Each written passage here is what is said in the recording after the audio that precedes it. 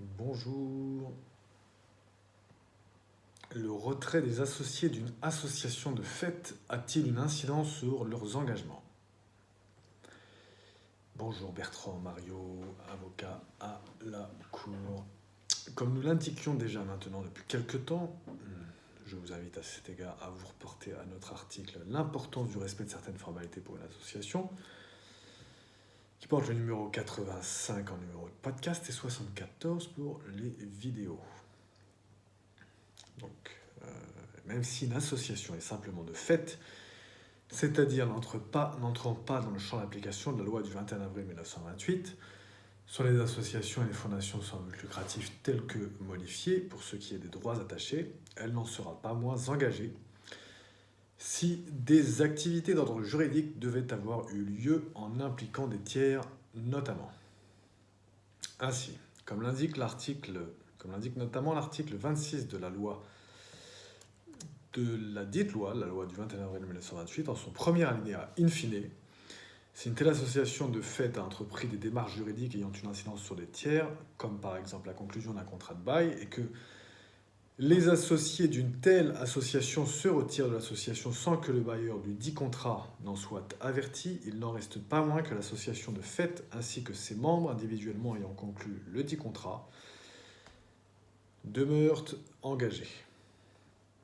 Les 10 associés devront ainsi rendre des comptes auprès du dit bailleur créancier, et cela en étant chacun obligé infinitum, car ils sont en fait chacun obligés infinitum, c'est-à-dire sur tous leurs biens, aux dettes contractées pour le compte de l'association.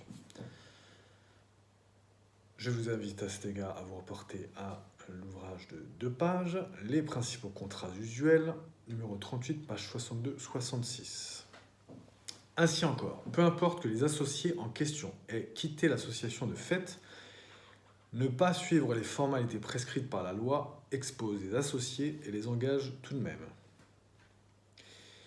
Les dites omissions qui causent un préjudice à l'encontre d'un tiers, et spécialement sans prévenir ce dernier d'un éventuel retrait de ces mêmes associés, est de nature à rendre inopposable ce retrait. Les 10 associés demeurent engagés. C'est notamment tout le sens que prend un arrêt de la Cour d'appel du 28 mai 2008, au Bige 2008, page 157. Pour aller plus loin, article 26 alinéa 1 in fine de la loi du 21 avril 1928 sur les associations et les fondations sans but lucratif telles que modifiées, l'œuvre de 2 pages, les principaux contrats usuels, numéro 38, page 62-66, comme nous l'indiquions, et l'arrêt de la Cour d'appel du 28 mai 2008, disponible Bige 2008, page 157, ainsi que notre article L'importance du respect de certaines formalités pour une association, Bertrand Mario. Donc l'article 26 in fine, on l'a cité pas mal de fois ensemble, on va le reciter encore. Article 26, en cas d'omission des publications et des formalités prescrites par les articles 2, 3, alinéa 1 et 9, l'association ne pourra se prévaloir de la personnalité juridique à l'égard des tiers, lesquels auront néanmoins la faculté d'en faire état contre elle.